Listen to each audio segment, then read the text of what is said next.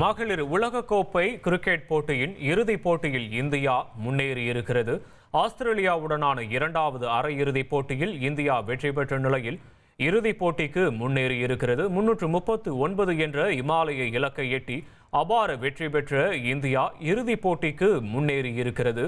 வரும் ஞாயிற்றுக்கிழமை நடைபெறும் இறுதிப் போட்டியில் தென்னாப்பிரிக்கா அணியுடன் விளையாட இருக்கிறது இந்திய அணி. விவரங்களை செய்தியாளர் மணிகண்டன் வழங்க கேட்போம். மணிகண்டன் வணக்கம். இன்றைய போட்டி எப்படி அமைந்தது மணிகண்டன்? விவரங்கள்.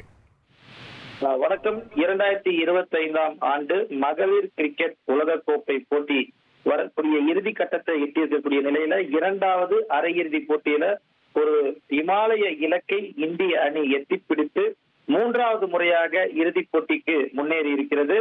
இந்த வெற்றியை பொறுத்தவரையில மகளிர் கிரிக்கெட் உலகக்கோப்பை வரலாற்றிலேயே அதிகப்படியான சேஸாக இருக்கிறது.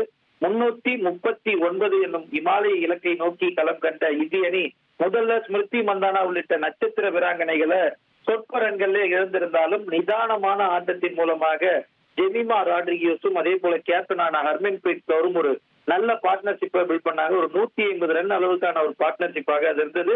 இந்திய அணி சற்றே தர்க்கத்திலிருந்து ஒரு 10 ஓவருக்குள்ளாக வெறும் 60 ரன்கள் மட்டுமே எடுத்திருந்த இந்திய அணி இன்னமும் 10 பந்துகள் மீதம் இருக்கக்கூடிய நிலையில 9 பந்துகள் மீதம் இருக்கக்கூடிய நிலையில ஒரு 5 விக்கெட் வித்தியாசத்திலான வெற்றியை பெறுவதற்கு இந்த பார்ட்னர்ஷிப் மிக முக்கிய பங்காற்றியது. அது மட்டுமல்லாமல் இடையில வந்த கோஷ் 16 பந்துகள்ல 26 ரன்கள் அடித்து ஒரு முக்கியமான கேமியோவை கொடுத்தார். ஆனால் இந்த ஆட்டத்தை பொறுத்தவரையில 134 பந்துகள்ல 14 பவுண்டரிகளுடன் கடைசி வரையில ஜெமிமா ராட்ரிகியோஸ் 127 ரன்களை அடித்து ஆட்டமிழக்காமல் ஆட்டக்கூடிய வெற்றிக்கு மிக முக்கிய காரணமாக அமைந்திருந்தார்.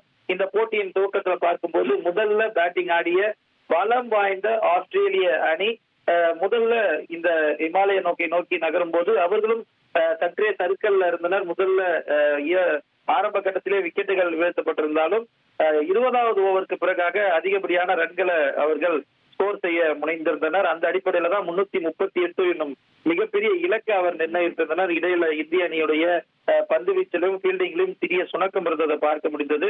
தொடர்ந்து இவ்வளவு பெரிய ஸ்கோரை, அதாவது இந்த ஆட்டம் ஆரம்பிக்கிறதுக்கு முன்னாக வின் ப்ராபபிலிட்டிஸ் என்பது 70க்கு 30 என்ற அளவுல தான் இருந்தது. இந்த அளவுக்கான ஸ்கோரை இதுவரையில கிரிக்கெட் வரலாற்றுல, மகளிர் கிரிக்கெட் வரலாற்றுல உலகக்கோப்பை போட்டியில யாருமே வெற்றிகரமாக வென்றதில்லை என்ற ஸ்டாட்டிஸ்டிக் சொல்லக்கூடிய நிலையில தங்கள் முன்னாக ஒரு மிகப்பெரிய இலக்கை நோக்கி இந்திய அணி விளையாட தொடங்கியது.